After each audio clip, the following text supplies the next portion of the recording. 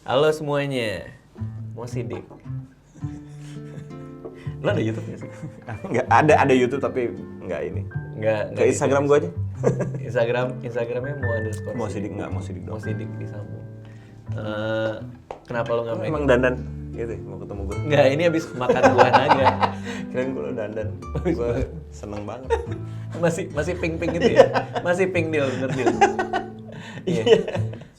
Iya, gue tuh sering makan buah naga di lokasi kan, kalau lagi syuting gitu. Tapi gue kalau makan tuh di mobil. Jadi kadang kalau ketemu kru, ketemu orang, setelah gue makan buah naga, mereka tuh nggak tahu gue habis makan buah naga. Iya. Mereka taunya bibir gue pink aja. Mungkin punya persepsi yang sama dengan lo kan? Tadinya gue gitu, tapi melihat gigi lo juga ikut pink, gue sangka lo Semua ini. bukti resep kesuksesan Raditya Dika adalah makan darah. Mau sidik. Kita pertama kali dipertemukan tanda kutip tuh melalui satu perkara hukum nih. Iya betul. Gue waktu di Bandung, gue nggak tahu lo siapa, mohon maaf. Karena waktu itu di Bandung lah ya, Bandung kan. Gue dulu waktu di Bandung gini. Tapi lo udah terkenal tuh waktu itu karena lo udah punya buku Kambing Jantan itu. Oh iya. Nah, terus udah gitu, gue punya majalah dulu namanya Majalah Grey. Majalah Grey. Itu salah satu majalah anak SMA paling established di Bandung waktu itu. Tiba-tiba kan kita selalu punya tuh rubrik lo boleh ngirim tulisan, Iya. cerpen-cerpen gitulah, kayak majalah-majalah itulah. Ada yang nulis gitu. Tiba-tiba gue dapet somasi dari lu. Dari penerbit gue. Penerbit gue. Lu dari penerbit apa ini lu ya? Gagas Apa Media. manajemen ya? Gagas Media. Tapi kan juga itu punya lu, belum? Belum. Punya lu? Oh iya. Ya penerbitan yang gue bikin namanya penerbit buku nih. Oh buku nih. Jadi gue dari Gagas Media, gue nulis di Gagas. Abis itu gue bikin penerbit buku nih. Abis itu gue udah nggak di penerbit buku nih. Penerbit buku nih tuh bikin bukunya Arif Muhammad, Pocong. Oh iya. Oh itu. Terus Danur, Ya. Risa Saraswati kalau nggak salah juga di buku nih. Abis itu gue cabut dari situ, jadi gue udah nggak punya perusahaan penerbitan lagi. Nah, di somasi ya? Somasi. Terus Somasi. reaksinya Terus gue gimana? bingung nih anak siapa ya? Terus gue Ini anak yang somasi atau ini anak yang nulis? tapi tetap aja gue cerpen dibilangnya yang... enggak, maksudnya ini gue disomasi sama Raditya Dika, kata Ini siapa ini? Iya, gue bilang sama redaksi gue, ini siapa Raditya Dika gitu. Oh, terus. ngetop katanya gitu. Coba beli bukunya, gue pengen baca gitu. Terus lo beli Gue beli baca. bukunya. Ini apa? What the fuck? makin nggak rela ya. Makin nggak rela disomasi ya. Iya. Terus ini orang terkenal banget, Pak, terkenal banget. Terus udah gitu, gue akhirnya nyari tuh, gue ngobrol sama lawyer gue. Terus dia bilang sebenarnya sih kita kan nggak tahu ini ngejiplak si orangnya. Si penerbit Grey-nya ini, majalah Grey ini nggak tahu. Iya, bahwa si anak SMA kan itu semua oleh anak SMA dari anak SMA buat anak SMA kan gitu. Jadi anak SMA-nya bikin artikel, mereka yang wartawan segala macam. Terus anak SMA-nya itu akhirnya nggak Ngaku. dikontak tadi. Oh ngaku. Ngaku. Soalnya gue pengen dia bikin Klarifikasi di situ. bahwa majalah Grey tidak terlibat. Iya, Dan gua yang jiplak. Dan si yang ini ngejiplak kebetulan majalah Grey tempatnya gitu. Habis itu ya udahlah gitu ya. Karena kita juga lihat dulu pasti, wah ini brilian banget. Tulisannya. Iya. Wah, itu berarti gua dong. Gua bagus dong. Nggak tahu tulisan gue. Cuman ya itu maksudnya waktu itu memang penerbit gue cerita gitu. Ini ada karya lu di majalah Grey. Karena kan ini penerbitan buat anak muda kan. Jadi yang kayak gitu-gitu kan pasti tahu. Atau mungkin ada yang email atau segala macam. Terus akhirnya diskusi ini kita gimana nih? Ya udah kita minta ininya aja, penjelasannya aja gitu dari majalah yang menerbitkan kan. Tapi itu bawa hak cipta ya, penting dong. Penting pisan. Itu penting kan, bahwa lo nggak bisa ngejiplak dan. Iya, dan gue juga sangat menghormati itu. Padahal waktu itu tuh, menurut gue orang Indonesia semuanya masih pada pakai Windows bajakan menurut gue. Iya, waktu iya, itu iya. gitu semuanya. Masih nggak peduli Iya. haki lah. Iya. DVD beli bajakan. Bajakan, terus lagu masih pada MP3 semua. Gitu. Iya, Kalau iya, sekarang iya. kan udah mulai pada sopan-sopan orang-orang gitu. Iya. Oke, abis itu kita dipertemukan lagi Di Suci. di Suci 1. Suci 1. Gue masih MC itu waktu itu tuh. Iya. Lo mentor dulu. Gue mentor dulu. Mentor ya? dulu. Ya maksud lo memang MC, tapi kita ketemu mentor Ketemunya dulu. pas mentoring. Oh, jadi ada berbagai macam teman-teman yang ikut audisi stand up comedy. Terus gue mentor pertama kalau nggak salah iya, ya. Pertama karena dasar-dasar stand up comedy. Iya. Dan Mas Wisben yang saat itu gue inget banget. Gue yang paling inget adalah Mas Wisben yang nggak tahu stand up comedy itu apa sih sebenarnya gitu. Terus kita sama-sama Mas Wisben dengan kebesaran hati juga pengen tahu gitu. Dan itu yang menurut gue keren banget. Anjir nih ada orang yang bertahun-tahun pakai caranya sendiri untuk berkomedi, tiba-tiba kayak, gue pengen nih gimana sih caranya gitu. Jadi dulu tuh ada pelawak tuh ada beberapa kalau nggak salah ya. Ada Akbar kan pelawak juga. Terus ada Mas Gareng. Mas Gareng juga, iya. Menerima akhirnya. Iya ya, seru ya. Mau menerima itu hebat banget. Kenapa stand up bisa segede ini ya? Karena banyak yang pengen tahu juga kali. Iya. Sebenarnya tekniknya kayak gimana? Karena kita nggak tahu apa-apa ya. Iya, pada saat itu semuanya ya. nekat, semua Pada so saat tahu itu semuanya ya. nekat. Nah, kenapa lu mau jadi stand up comedian saat itu di Suci 1? Lu kan penyiar kan dulu kan? Iya, penyiar. Terus redaktur juga kan? Udah bangkrut gue itu. Oh, majalahnya? Majalah udah bangkrut. Oke. Gara-gara Facebook. Kenapa tuh? Facebook 2009 kan merajalela kan. Terus? Nah, majalah gue itu kalau nggak salah harganya 25.000. Anak SMA punya uang 25.000 pada saat itu lebih baik ke warnet daripada beli majalah. Oh, bacanya di sana. Jadi bayangkan 2008 itu majalah gua masih penjualannya 13.000 eksemplar per bulan. Oke. Tahun 2009 itu nyampe 400 aja sulitnya setengah mati. 400 ya. Dan akhirnya tutup. Ya tutup. Nah, kenapa stand up comedy? Karena gua itu memang penggemar stand up. Jadi gua tuh koleksi dulu. Baik yang bajakan atau yang tidak. Jadi itu saking gue sukanya tuh orang-orang kalau luar negeri suka bawain gue DVD gitu. Terus sama istri gue didaftarin, gue nggak tahu. Jadi istri lo yang daftarin? Kompas itu besoknya, nih kamu nih udah aku daftarin besok nomornya 0063. Terus? Ya udahlah akhirnya karena didaftarin. Jadi gue bikin materi malam itu. Satu malam doang? Satu malam. Tanpa open mic? Ya, bahasa Inggris.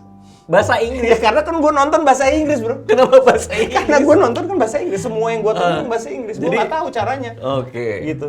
Jadi gue bikin bahasa Inggris. Ketika audisi bahasa Inggris? Gue bahasa juga? Inggris audisi. Oh iya, gue lupa sama sekali tuh. Bahasa Inggris audisi di Bandung. Pada ketawa semua lucu. Karena takut kalau nggak ketawa dikira nggak ngerti bahasa Inggris atau? Nggak tahu kayaknya. Gue masih ingat tuh jokes itu. Joknya gimana? Pokoknya kenapa Angry Bird itu angry? Oh, dalam bahasa Inggris dong? Iya. Oke, terus? Karena kerjanya diulus-ulus terus dilempar-lempar kata gua gitu burungnya gitu. Ini lempar-lempar. Tapi pada ketawa tuh. Iya. Nah itu katanya, itu tuh gua kan agak siangan tuh datangnya, habis makan siang. Katanya tuh dari pagi sampai gua itu belum ada yang formatnya stand up. Oh, masih joke telling. Iya, jadi ketika gua, wah ini stand up. Tapi diberhentiin sama Om Indro. Karena? Mo, ini stand up komedi Indonesia. Lu nggak bisa pakai bahasa Inggris. Abis ini bahasa Indonesia sekarang ya. Saya mulai lagi. Terus? Gua terjemahin. On the spot? On the spot. Buset. Ini jokesnya. Coba gimana? Menurut gua,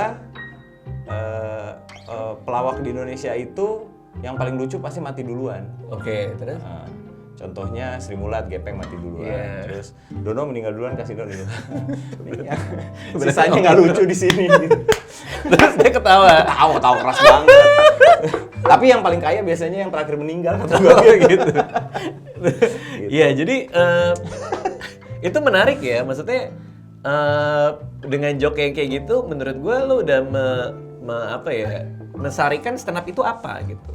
Bahwa lo ya maksudnya lo berani gitu untuk ngomong ke orangnya langsung sebagai objek dari komedi lo gitu. Lo tau nggak ada istilah di Sunda, di orang Sunda? Apa? Ngabodor di harapan jojon.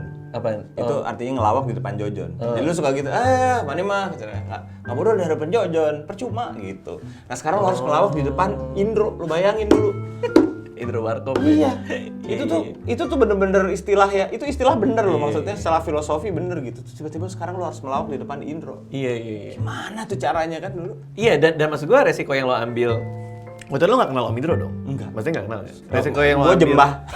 Resiko yang lo ambil dengan kan setiap jokes punya korban kan, pasti punya objek yang dijadikan korban. Iya. Terus menjadikan Om Indro sebagai objek Korban. dan korban dari joke lo itu kan resiko dong. Risiko tinggi banget. Dan Om Indro juga menerima dengan baik Iya. gitu ya. Jadi lo apa kaget kah? Kaget atau banget gue pas orang ketawa. Tapi itu adrenalinnya udah tinggi karena yang pas bahasa Inggris kena. Oh. Nah Mas Uncu yang gue inget itu yang ketawa paling keras. Karena dia ketawanya aneh kan. Iya Mas Uncu. Paling keras tuh di belakang tuh. Oke, terus lo terjemahkan dalam bahasa Indonesia, terus lucu, orang pada ketawa, padahal pendapat gua pada saat itu yang materi stand up yang lucu tuh kalau udah di open mic-in kan. Iya, Dan betul. lo belum open mic Kita sama belum pernah sekali, punya ya. open mic sama sekali. Itu gimana cara lo bikin jadi works kayak gitu? Apalagi lo belum pernah tampil. Tahu bro. Abis itu kan kita tampil, inget nggak yang lo manggung di Bandung? Itu setelah audisi. Setelah audisi. Oh. Karena Panji lihat gua, dia nelfon Isman, "Man, ini ada yang bagus nih di Bandung." Temen gua juga dulu waktu siaran namanya Mo Sidik. Bikinlah di Bandung, bikin di Bandung. Itu stand up night yang kedua. Iya. Karena yang pertama kan di Comedy Cafe nih di Kemang. Nah, materi itu pun yang menurut gue yang paling pecah selama hidup, selama awal karir gua, itu adalah materi yang belum pernah di open mic sama sekali. Seru banget ya bisa gitu ya. Makanya gila, abis itu makanya materi kedua gua jelek banget. Oh jadi itu kayak semacam beginner's luck lo ya? Beginner's luck gua. Semua anekdot gua sepanjang ini gua gitu. Ada yang niru-niru juga dari komedian-komedian luar gitu. Gua nyari-nyari juga, gua nyari fat jokes juga gua iniin. Nah, yang kedua itu yang bener-bener materi baru kedua itu sama lu juga. Pas mentoring gue? Bukan. Waktu di sini nih di Rolling Stone. Oh pas tampil bareng? Iya. Oh iya Bareng iya lo di juga sini. itu di Iya, situ. iya, iya. Itu materi kedua. Itu materi kedua. Materi kedua gua. Jadi yang pertama lo tulis. gua nggak bawain sama sekali, itu gua bawain. Itu pun belum suci. Belum suci. Besoknya suci. Sorry. Abis itu seminggu kemudian stand up Indo Bogor, stand up night Bogor. Besoknya suci. Besoknya suci. Jadi materi Rolling Stone itu lo bawa di suci. Iya. Oke. Nah, apa yang lo dapetin selama kompetisi itu? Itu kan pertama kali banget kan? Iya, itu sih ngerubah. Itu nggak cuma ngerubah nasib gua, lu, Panji, Om Indro. Iya, semuanya ya. Iya, semuanya. Itu ngerubah scene stand up comedy Indonesia. Iya. Dan abis itu lo apa stand up lagi kah atau film atau? Film pertama gua, lu itu. Manusia Setengah Sama. Oh iya yang kita bareng ya. Oh iya. Abis itu, nah ini pertanyaan yang menarik nih. Karena setelah itu kan ya kita masing-masing nih, ya kan pada ada Suci berlanjut, terus teman-teman yang lain udah pada mulai kemana-mana gitu. Terus gue Ada Metro dengar abis itu ya? ada Metro TV juga. Metro TV. Bahkan Metro TV itu sebenarnya lebih duluan loh daripada Suci. Serius? Iya, yang Metro TV stand up comedy apa ya? Stand up comedy apa gitu? Stand up comedy yang showcase-nya dia itu Iya. loh. Seingat gua, yang bikin duluan, maksudnya yang rapat duluan itu Kompas. Oh, Kompas. Iya. Yang rapat belakangan Metro, tapi yang tayang duluan Metro. Oh gitu. Gitu, jadi agak selang-seling gitu. Iya, gengnya si Mongol ya. Mongol, Sam, iya. Awe belum. Awe belum.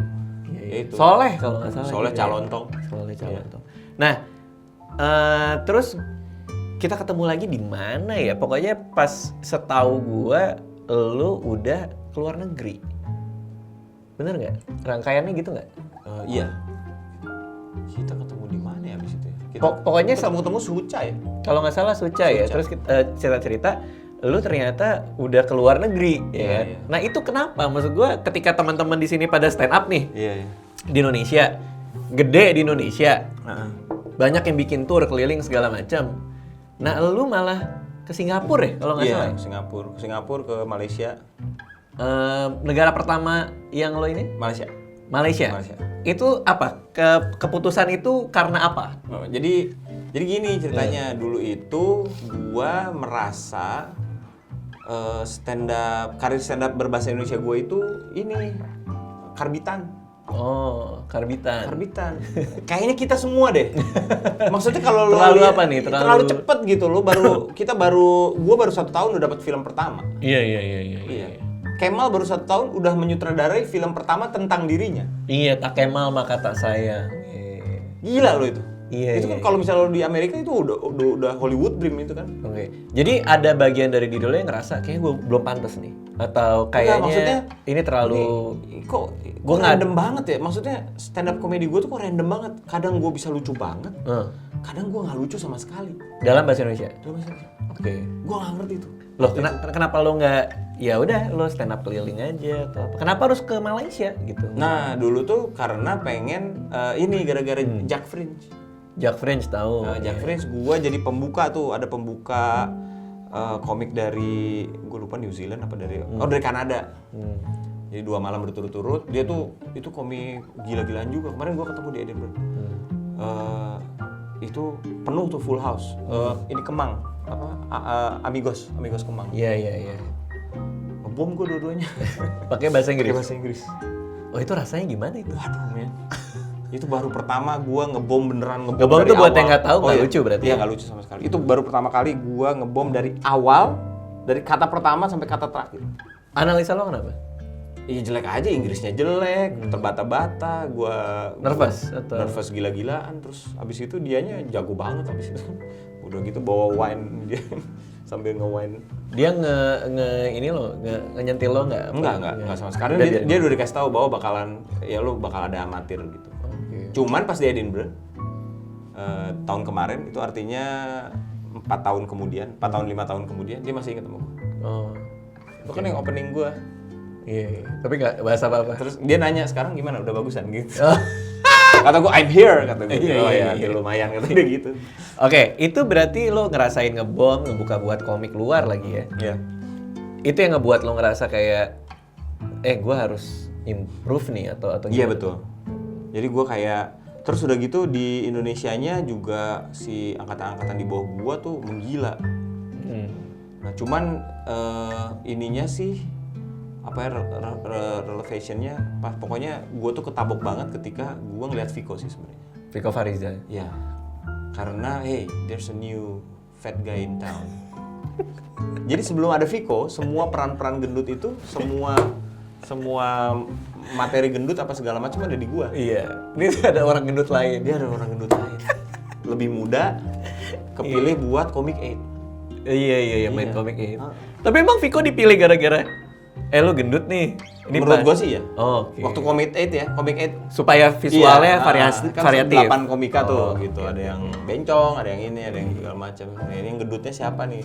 Ini dia di hayalan gue ya waktu itu gitu. Gila nih, umur gue udah segitu.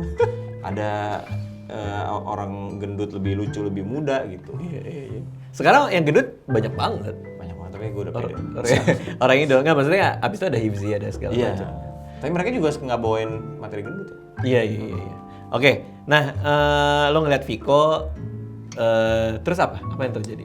Yang terjadi adalah gue mulai riset. Karena gue dulu gue tahu waktu pertama-pertama tuh gue nyari-nyari bahan materi sama, kan dulu susah tuh nyarinya. Kalau orang Amerika segala macam, gue nyarinya tuh oke, di Asia tuh siapa ya? Ada keluar 3 nama, Haritz Iskandar, Rizal van Gezel, satu lagi itu dari Singapura, gue lupa namanya siapa. Oh, ada satu lagi Douglas Lim. Ini yang 3 dari Malaysia. Mereka udah stand up waktu itu tahun 2012, mereka udah stand up sekitar 4 tahun atau 5 tahun. Haritz Iskandar bahkan 8 tahun. Douglas Lim udah 6 tahun.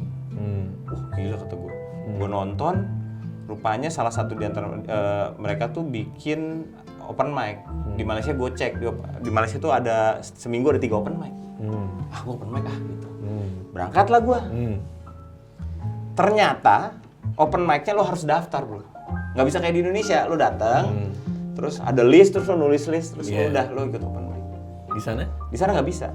Daftarnya dengan? Jadi di sana itu lo harus daftar seminggu sebelumnya. Ya Allah. Kalau nggak ada slot, ya lo nunggu minggu depannya. Nah, pertanyaan gue adalah, emang sebanyak itu stand up comedian di sana sampai harus ngantri? Enggak juga, tapi karena dari awal dari open mic itu penonton sudah diajarkan, lo kalau datang ke acara stand up comedy lo bayar.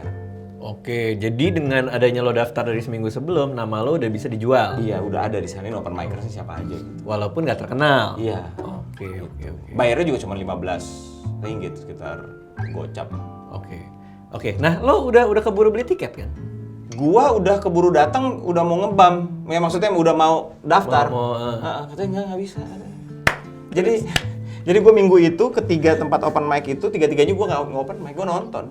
Jadi lo, udah kita nonton dulu nih, nonton. Apa yang lo dapet?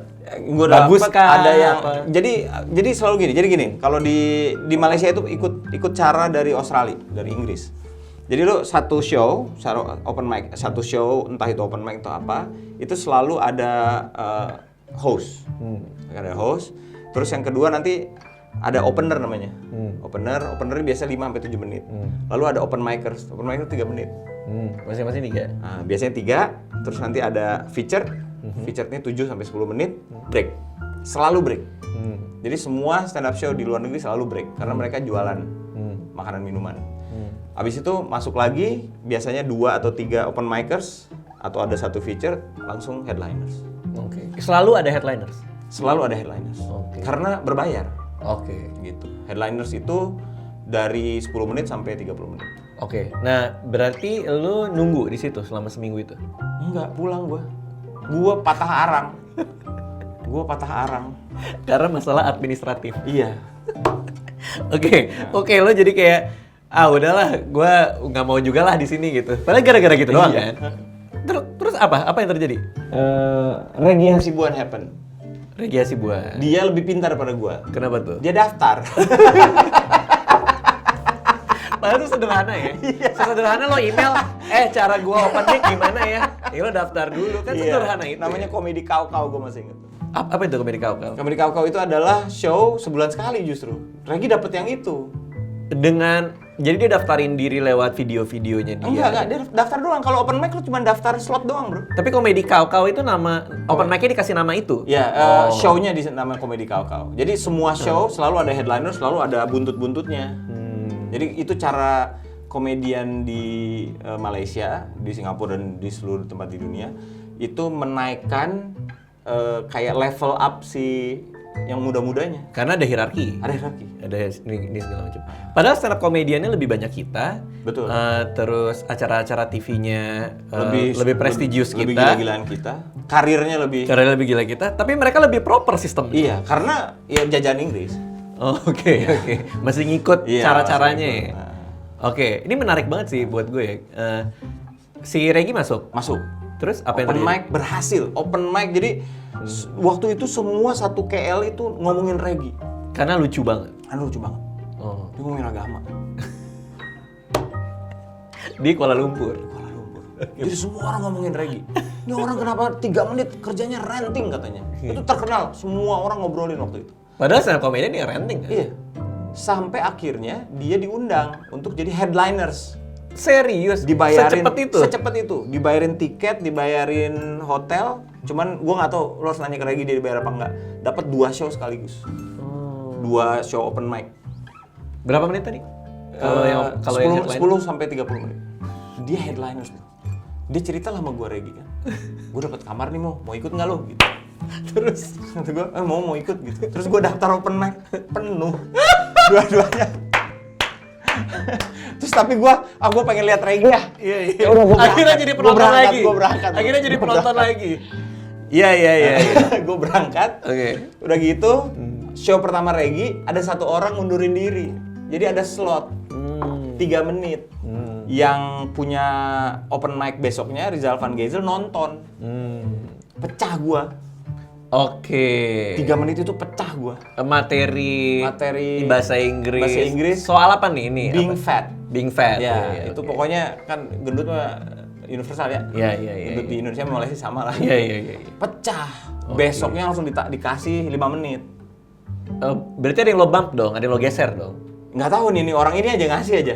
Karena dia yang punya tempatnya. Dia maksudnya dia tuh running show yang sekarang udah episode ke 365, jadi udah sekian banyak dibikinnya. Itu namanya One Mic Stand. Oke. Itu open mic running show paling lama di Malaysia. Setiap minggu selalu ada. Besoknya gue dikasih itu. Pecah lagi. Di yang Regi juga headline. Regi mah udah dua-duanya gila-gilaan lah itu. Okay. Regi itu gue masih inget bawa slideshow. Oh. Ada materi Jakarta banjir, lucu banget. Oke. Terus? Udah habis itu ya gue open mic setiap minggu.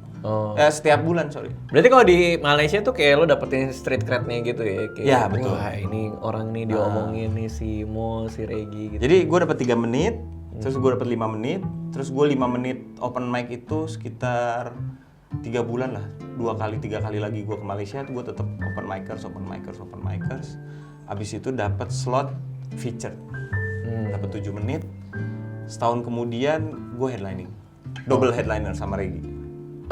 Itu ada agennya kah atau udah dikontak sama manajemen sana atau? Nggak ada manajemennya, jadi kita ada grup Facebook gitu. Oke. Jadi itu masih mandiri lah. Masih mandiri. Ngerjainnya semua sendirian. Nah, dibukalah comedy club pertama di Kuala Lumpur, namanya Crack House. Mereka mau opening night gitu, jadi mau 2 minggu ini gua mereka dapat 3 hari jadi headliners.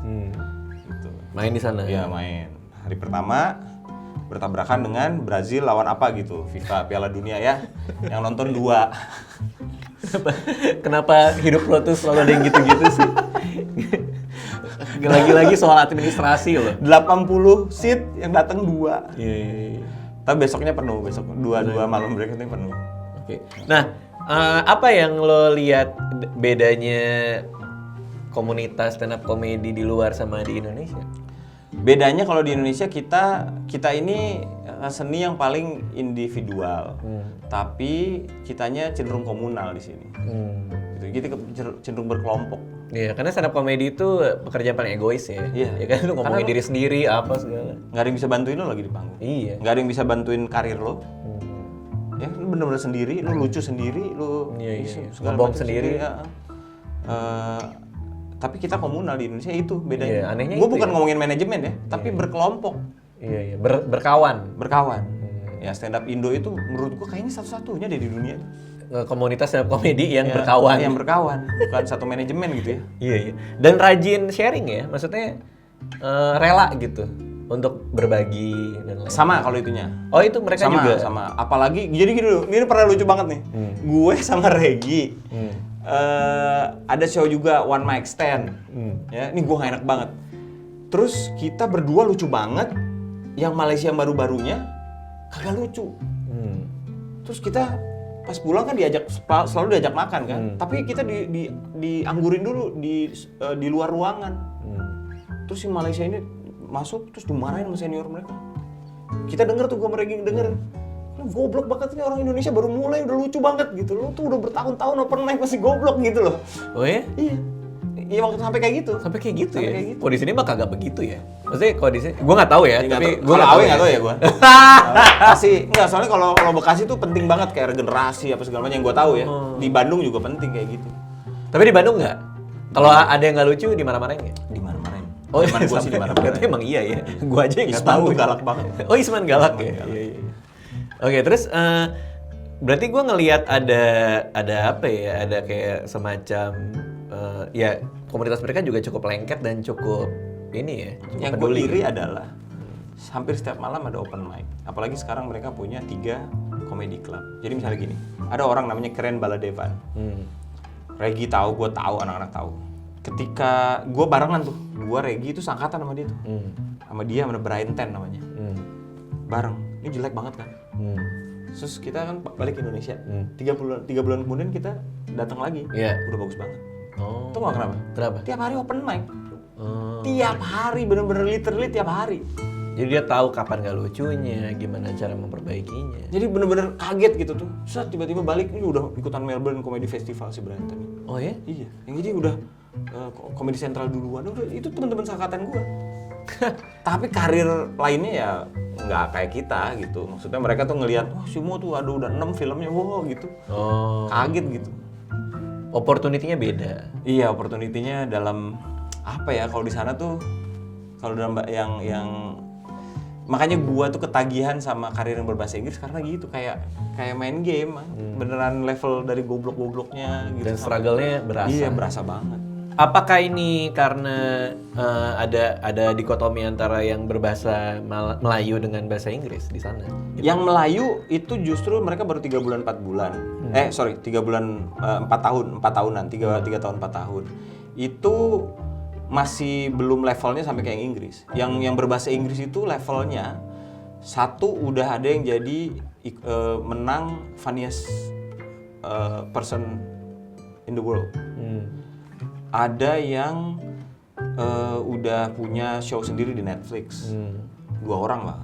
Itu prestasinya kayak gitu. Yang bahasa Inggris tuh udah gila-gilaan. Ada yang udah pindah ke Australia, udah punya agent. Ada yang namanya Hana, dia hampir semua festival. Dia tahun ini kayak nggak tahu tahun depan dia bakal masuk ke ini bergengsi banget, Just for Life. Oh, Just for Life, Montreal. Montreal. Di Kanada ya. Jadi prestasinya gila-gilaan gitu. Kalau yang Melayunya ya kayak kita. Kenapa tuh? Jadi baru 2 tahun tiba-tiba jadi pembawa berita gitu. Jadi karirnya karir TV gitu. 2 tahun terus jadi bintang iklan gitu. Kalau Melayunya. Terus udah pada nggak mau open mic gitu. Mungkin karena ya namanya bahasa Inggris dengan scope yang terbatas, maksudnya penonton yang terbatas, mau nggak mau harus keluar kan? Mau nggak mau dong. Betul. Apalagi lo kalau misalnya lo jadi stand up comedian berbahasa Inggris di Indonesia, penonton lo kan terbatas sekali kan. Mau nggak mau lo harus keluar juga gitu. Sebenarnya lebih opportunity-nya sih keluar. Opportunity lebih besar aja. Lebih gede aja. Apalagi sekarang tuh misalnya di Thailand, di Bangkok aja udah ada 3 comedy club. Bahasa Inggris? Bahasa Inggris semuanya. Yang di Malaysia pernah ada comedy club berbahasa Melayu tapi udah mati. Di Puchong dulu. Gue nggak kebayangin sih, maksudnya gini, gue kan kemarin bikin stand up ya, 1 jam gitu. Di sana gue ngobrolin soal ya sesuai dengan apa yang gue rasakan kan. Gue udah gak mikirin penonton apa segala macam, maksudnya gue cerita apa yang benar-benar gue pengen ceritain dengan perspektif komedik gitu. Gue nggak bisa bayangin kalau materi itu gue bawa ke Malaysia, anggaplah jadi berbahasa Inggris gitu. Terus penonton gue di tengah-tengah yang open mic 3 menit itu, terus gue dateng, orang juga nggak peduli kan, ngerti gak sih? Jadi itu pasti susahnya berlipat ganda kan dibandingkan di sini kan. Mereka nggak kenal lo siapa. Nggak kenal kita siapa, terus mereka juga ya nggak peduli sama kita gitu. Referensi point of reference-nya beda. Ketika gue ngomongin siapa kek Gen Halilintar gitu, mereka pada tahu ya kan. Maksud gue point of reference kan pasti beda gitu. Itu susah banget dong pasti kan. Menurut lo juga gitu, tingkat kesulitannya lebih susah? Tingkat kesulitannya, tapi itu bikin lo ketagihan. Jadi semua komedian, semua stand up komedian berbahasa Indonesia yang nyobain berbahasa Inggris, biasanya pada kaget. Karena misalnya Coki nih, ini Coki yang cerita sama gue. Ada 2 apa 3 komedian lain yang cerita juga sama gue. Tapi Coki yang gue paling berkesan, karena dia ngerasa yang sebelum ML itu dia sempat yang karir berbahasa Indonesia itu udah cukup bosen gitu. Tiba-tiba dia nyobain yang berbahasa Inggris kan di American Club. Iya, gue lihat tuh. Lo yang foto kan? Iya. Kalau nggak salah lo yang share juga. Dan dia ngerasa kayak, gila nih kayak gue open mic pertama ya. Lo masih ingat nggak open mic pertama lo? Gue udah lupa banget. Itu feel-nya lo dapet lagi. Tiba-tiba kok kayak gini ya di hati gue tuh. Itu sebenarnya yang pada dikejar. Jadi lo keluar negeri, lo tuh kalau keluar negeri kan orang nggak tahu lo. Iya. Jadi si beban lo bakalan nggak lucu juga nggak ada. Kalau di Indonesia tuh open mic ada beban itu loh. Ntar gue kalau nggak lucu, gue udah mentor di Suca. Iya. Apalagi kalau open mic di tempat-tempat umum ya. Iya. Itu ada beban kayak gitu. Padahal kan namanya juga open mic kan pasti ngetes materi dong. Tapi kan egonya tetap gitu kan. Ngeliatin ini kapan lucunya nih gitu. Nah biasanya yang terjadi adalah, ini pengalaman gue. Terjadi adalah, oke nih, gue bakal bikin baru nih. Tiba-tiba nggak kenal tuh. Awal tuh, gue bawain joke lama lagi. Karena gue nggak mau anak-anak cerita, si kamu kemarin nggak lucu juga, udah nggak lucu. Oh itu open mic di sini maksudnya? Iya di Indonesia. Kalau gue malah gue bikin sendiri.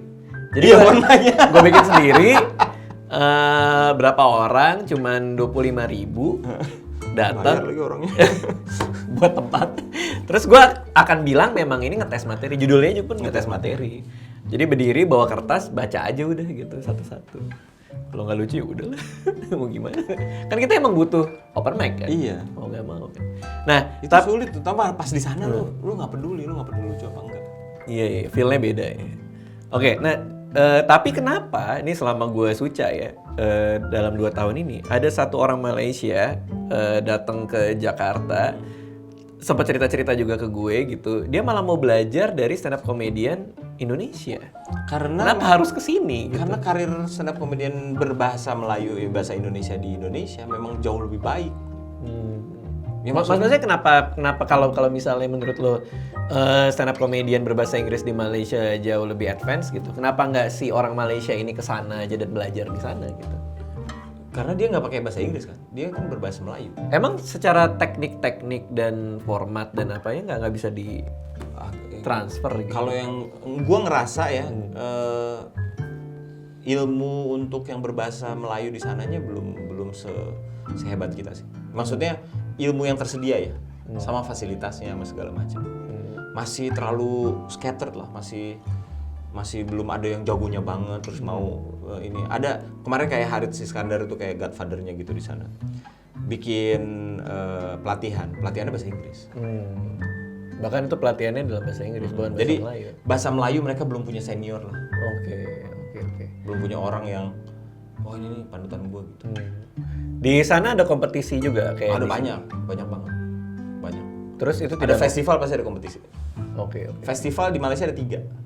Macam-macam. Ada LOL Festival, ada Crack House Comedy Festival, ada yang pernah kita ikutin bareng-bareng tuh dulu dari sama Erna sama si Sadia segala macam. Sama Awe juga kesana. Itu tuh KL International Comedy Festival. Itu ada tiap tahun. Oke. Nah, sejauh apa lo stand up? Udah membawa lo ke mana? Paling jauh ke mana? Ke festival seni panggung terbesar di dunia. Si Edinburgh itu. Di Edinburgh gitu. Tapi itu Edinburgh itu lo bayangin itu adalah festival namanya Edinburgh Fringe. Di sana ada 2000 performer. Hampir 70%-nya komedi. Lu tuh bener-bener kayak air setitik di lautan gitu, lu bukan Di lautan siapa-siapa. komedian yang lain-lain itu ya. Iya. Lo dapat Gue mungkin gue orang Indonesia pertama tapi di sana ya nggak ada peduli. Iya. Lo dapat panggung kayak apa di situ? Itu kayak gimana? Jadi gini, gue tuh dapat undangan karena ada produser, ada orang yang bikin show, judulnya Asian Fusion. Yaitu, jadi dia pengen ada 5 orang komedian dari Asia lah gitu di sana gitu. Karena di sana juga banyak orang Asia. Nah salah satunya Kevin J. Kevin J itu di Netflix ada tuh dia. Dia cuma bisa sampai minggu kedua. Oke. Jadi sisain 10 hari. Nah dia nggak ngasih tau gue, lu mau nggak? Lu mau kesana Gantiin. nggak? Gantiin. Ya udah, jadi gue back to backnya dia. Oke. Nah gue dikasih undangan. Nah undangan itu yang membuat gue bisa dapat sponsor dari Backcraft segala macam. Kesana. Oke. Untuk sana. Berarti pemerintah fasilitasi juga. Fasilitas. Terima kasih Backcraft. Nah, terus lo Komedi Sentral.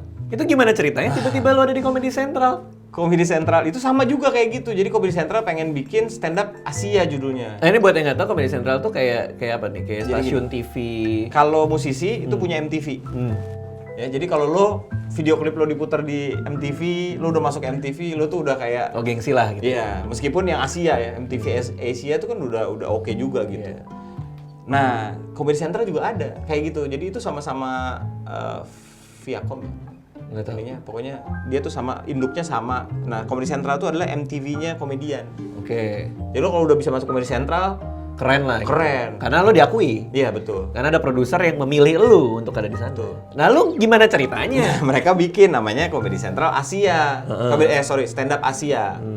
Yang season 1. Nah, mereka carilah semua. Nah, ya tentunya gue udah punya agent tuh di Malaysia.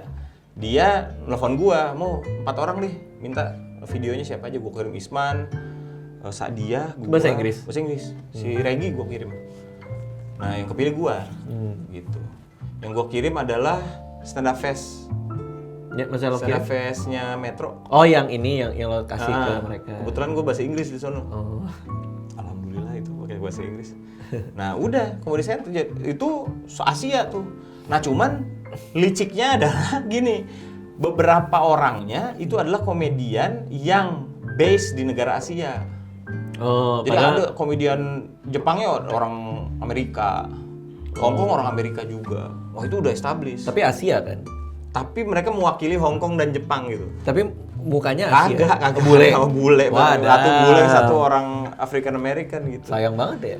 Iya, tapi memang menurut Comedy Central oke, itu nggak masalah. Tapi itu yang membuat acaranya jadi bergengsi karena wah gila-gila men. Itu kalau lo ngecek tuh coba aja cari tuh Comedy Central Asia tuh. Ininya gila, gua tuh di sana kayak gini. Gua dulu pernah cerita. Gua itu di acara stand up Asia seperti misalnya gua anak stand up Indo mana lah gitu ya, dari di luar Pulau Jawa gitu, datang ke stand up fest. Oh. Lihat lu, lihat Iya, Panji iya. gitu. Wah, Gila gila-gila gue banget. sepanggung sama mereka. Iya. Gila gue Feel-nya kayak gitu. starstruck. Oke. Nah, terus apa itu kompetisi kah atau showcase? kah? Showcase. Oke, Showcase, tapi ditayangin 3-3.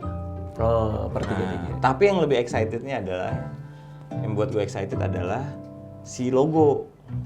Komedi Central. Jadi kan gini, lu itu kan nobody di luar negeri, apalagi di festival. Nggak ada yang kenal lu. Iya. Siapa gitu? Si Mo Sidik ini siapa gitu? Kalau di Iya. Indonesia ada orang tahu gua. Iya. Nah, gimana caranya jualan tiket di luar negeri? Jualan tiketnya pakai yang pertama adalah pakai logo. Jadi lu udah pernah di mana aja? Gua pernah di iFlix, taruh iFlix. Gua pernah di Comedy Central, taruh Comedy Central. Itu tuh kayak logo Comedy Central tuh kayak cap halal deh. Iya. Kayak resmi nih lucu gitu. Iya. Ini stand up comedian bagus. Kalau lu udah masuk Comedy Central, itu udah gila. Oke, berarti itu Tingkat abis Comedy Central ada satu tingkat lagi. HBO namanya. Oh, HBO itu mah wadaw lah. Itu worldcast semua di sana kan. HBO special ya. Oke, nah terus lu bikin Fatitude ya. Acara yang di Usmar Ismail itu. Ya itu finalinya. Itu finally stand up special lo Ya. kan. Terus ada bahasa Indonesianya juga Ya. di situ dan ada bahasa Inggrisnya. Apa yang lo rasain? Apa bedanya? Lo bikin set bahasa Inggris bahasa Indonesia di sana? Jadi kebetulan itu kan gua ke 13 negara 24 kota. Itu gua stand up-nya ada yang bahasa Indonesia, ada yang bahasa Inggris. Iya. Yang festival bahasa Inggris. Tapi ke negara-negara beberapa ada bahasa Indonesia. Jadi gue selalu punya 2 set. Gitu. Sayang juga nih. Gue pengen ngetes. Ada bedanya nggak? Maksudnya lo feel-nya Secara feel gue sih lebih suka bahasa Inggris karena lebih ekspresif. Oke. Karena bahasa Inggris gue lebih kasar. Oh, Jadi kalau marah tuh kelihatan lebih kelihatan di bahasa Inggris lebih kelihatan marah. emosinya lebih keluar. Karena penggunaan kata-katanya tepat ya kalau udah bahasa Inggris kalau lagi marah.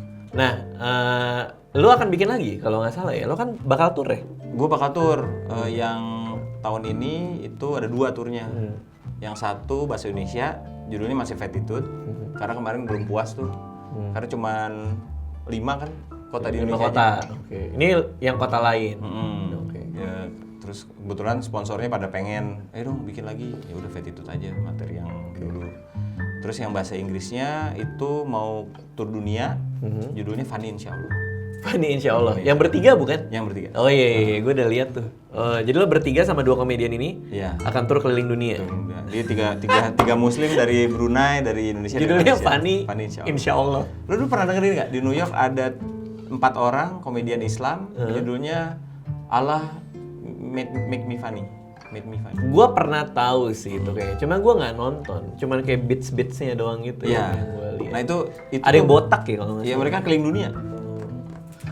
Karena pasar orang Islam penonton stand up comedy itu rupanya besar di dunia. Iya.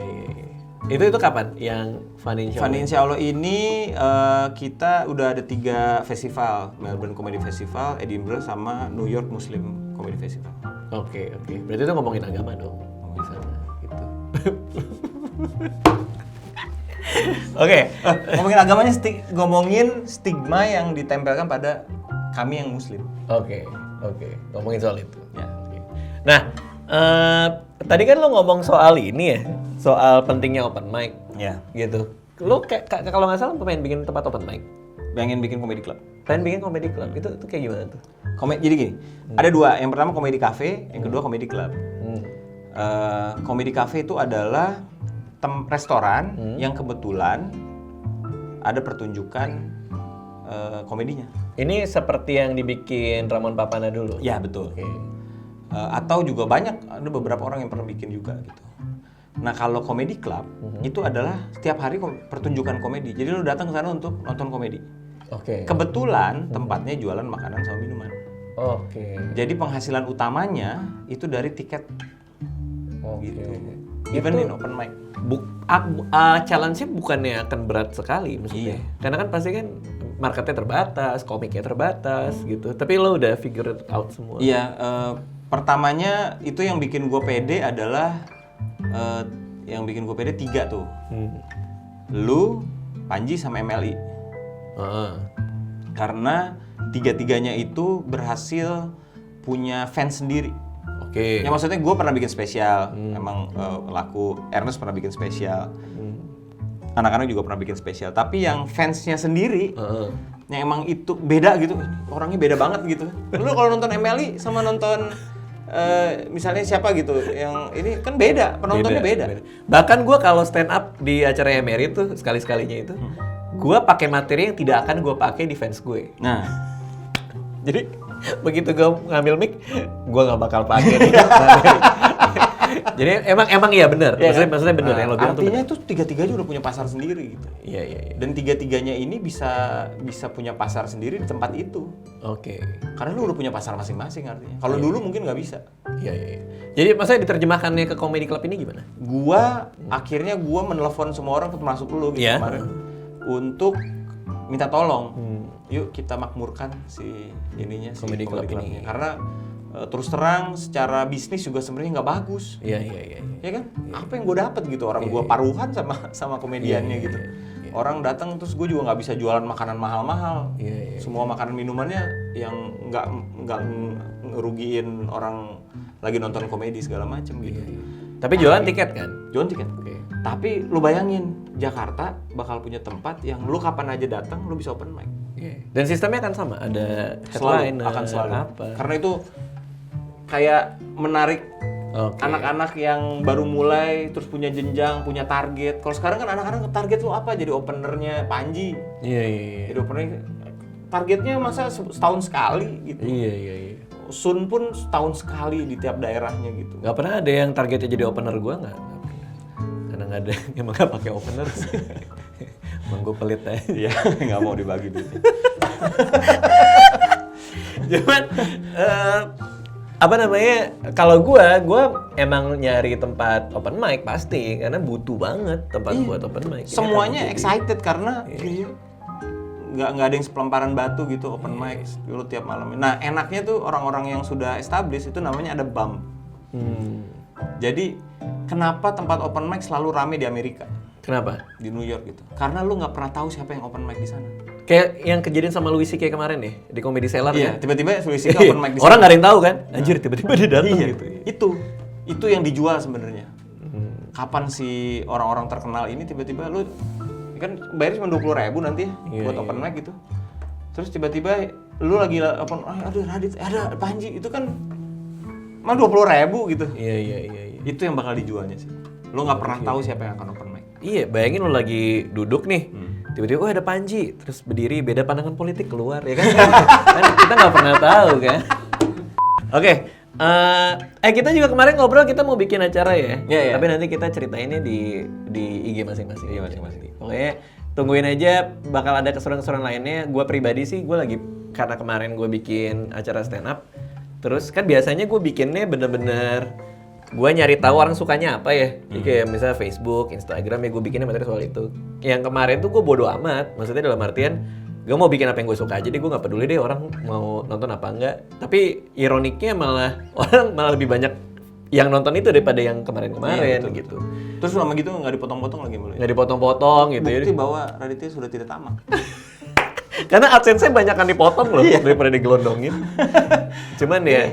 Ini sekarang ini sih maksudnya kemarin gue ngobrol sama Awe juga gitu. Gimana tuh? Awe ngerasain sekarang open mic dia adalah ya gue nggak nulis lagi jokes.